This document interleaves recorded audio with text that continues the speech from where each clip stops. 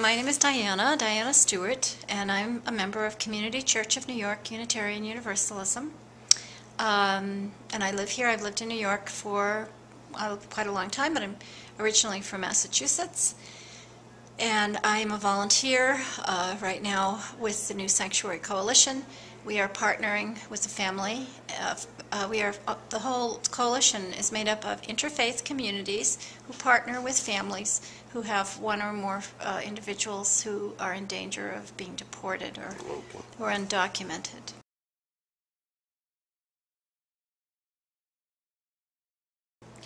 Well, I think it just is a human right to have your family with you, to be with your family.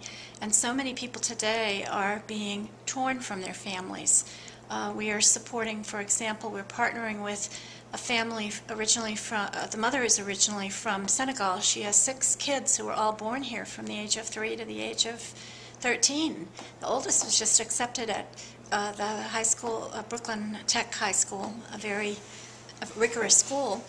And her husband has been deported, and it's a very sad thing to see the effect on a family.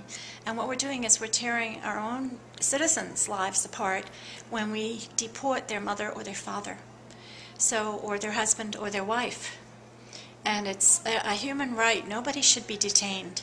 No person should be put into detention. We have a system of justice. You have to have a reason why you're being held, and you have to be given the reason, and you should be, these are people who have not committed any kind of crime. And also we have a dual standard. Americans who are citizens, for example, would be subject, some of the, if let's say, an act that was called a misdemeanor for a citizen has been made into a felony for an immigrant who has a green card and who hasn't got their citizenship yet. So there's like a double standard, and that's not right. And then anybody, there's a 1996 law that says that anybody with a felony conviction who doesn't have their citizenship yet can be deported.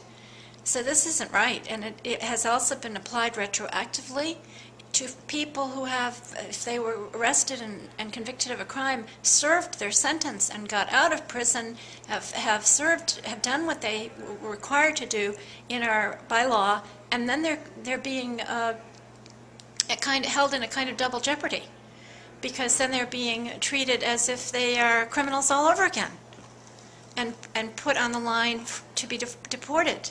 So it's a serious problem, and we need to correct this, because any decent person, I believe, once they know the facts of what's going on, would not stand for this.